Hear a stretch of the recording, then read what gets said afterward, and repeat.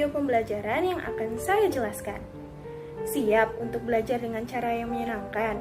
Ayo kita mulai! Filsafat pendidikan dan teori manajemen pendidikan. Yang pertama yaitu filsafat pendidikan. Pernahkah kalian bertanya-tanya, kenapa sih kita harus sekolah? Apa tujuan pendidikan yang sebenarnya? Nah, disinilah filsafat pendidikan berperan. Filsafat pendidikan seperti kompas yang menuntun arah pendidikan. Ia membantu kita memahami nilai-nilai, keyakinan, dan tujuan yang mendasari praktik pendidikan. Filsafat pendidikan yaitu upaya menerapkan metode dan pandangan filsafat dalam konteks pendidikan untuk mencapai pengetahuan dan kebijaksanaan dalam pendidikan. Filsafat pendidikan tidak hanya membahas teori, tetapi juga menuntun praktik pendidikan agar sejalan dengan nilai-nilai dan tujuan pendidikan yang ideal. Aliran filsafat pendidikan. Yang pertama yaitu perennialisme. Aliran ini menekankan pada nilai-nilai abadi dan universal yang tetap relevan sepanjang zaman. Tujuannya adalah membentuk individu yang bermoral dan berpengetahuan melalui pengajaran nilai-nilai kekal yang sudah teruji kebenarannya. Yang kedua, esensialisme. Fokus aliran ini pada pengajaran nilai-nilai dan pengetahuan fundamental yang telah terbukti bertahan lama. Tujuan pendidikan menurut esensialisme adalah membekali siswa dengan pengetahuan dan keterampilan dasar yang esensial. Yang ketiga, progresivisme.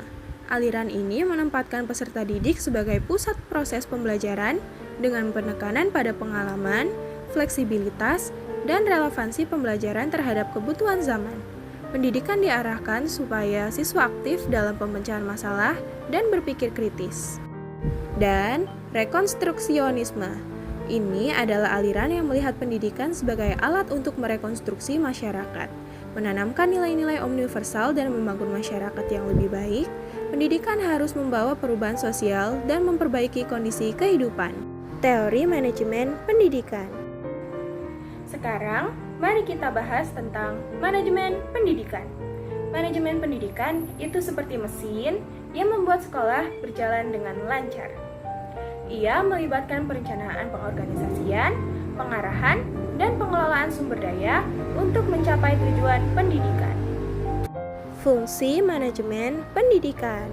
Yang pertama yaitu perencanaan atau planning.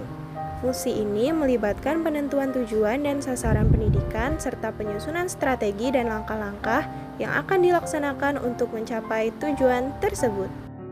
Selanjutnya, pengorganisasian.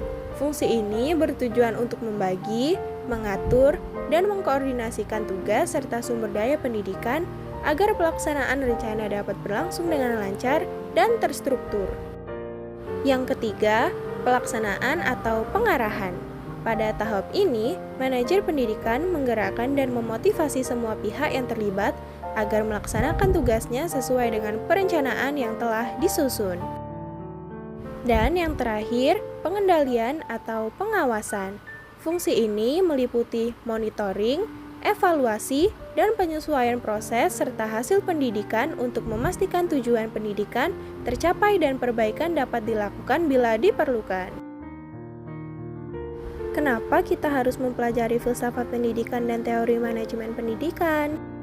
Karena keduanya sangat penting untuk menciptakan pendidikan yang berkualitas. Dengan memahami filsafat pendidikan, kita bisa merumuskan tujuan pendidikan yang jelas dan relevan. Dengan memahami teori manajemen pendidikan, kita bisa mengelola sekolah dengan efektif dan efisien.